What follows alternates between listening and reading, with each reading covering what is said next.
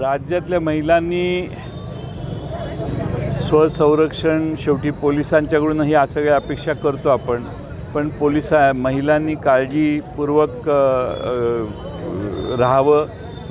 मुलांना आपल्या शाळेत आपण सोडतो, त्या मुलाची बालकाची संध्याकाळी घरी आल्यावर पूर्ण चौकशी करावी, त्याशी चर्चा करावी. बालक घाबरलं आहे, काय त्याच्यावर परिणाम आहेत.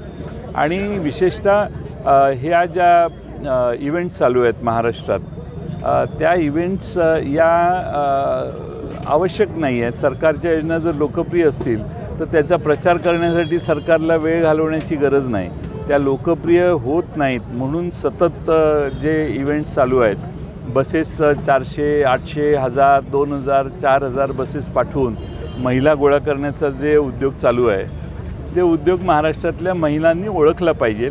हे 2 महिन्यासाठी पुतना मावशीचं प्रेम जसं म्हणतात तसं आहे, त्याच्या पलीकडे काही नाही. गुलाबी रंग राहील काय विधानसभेपर्यंत? गुलाबी रंग करकरीत राहील का असं वाटतं का तुम्हाला? कशात राहील? गुलाबी रंग हां, विधानसभेची निवडणूक लागेपर्यंत करकरीत राहील असं वाटतं का? अजितदादा गुलाबी शर्ट आणि कपडे घालतात ना, जॅकेट. तुम्ही पण आज गुलाबी शर्ट घातलंय. राज्यात जिल्हा परिषदेच्या शाळेचा तुम्ही जो आदर्श घालून दिला, जयंत पॅटर्न म्हणून राज्यात संपूर्ण राबवला गेला. शालेय शिक्षण मंत्र्यांना तुम्ही काय आवाहन करता आणि शाळेतील सर्व मुख्याध्यापक असतील, संस्थाचालक असतील? मी असं सांगेन की आता 1ली ते 4थीचे ज्या प्राथमिक खाजगी शाळा आहेत, तिथं तर आग्रहाने आपण ठरवलं पाहिजे की महिलाच स्टाफ असला पाहिजे. टीचिंग, नॉन टीचिंग स्टाफ हा महिला असला पाहिजे, म्हणजे अशा गुन्ह्यात कमतरता येईल किंवा गुन्हे थांबतील.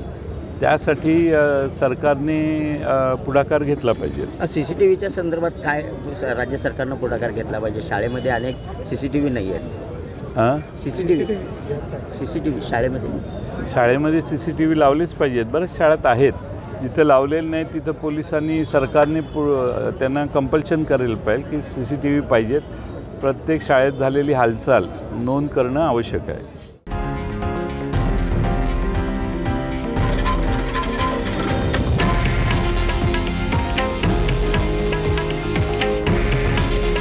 हे आहे देशातील नंबर 1 न्यूज नेटवर्क आणि आपण पाहत आहात TV9 मराठी. काळजी तुमची, हित महाराष्ट्राचं.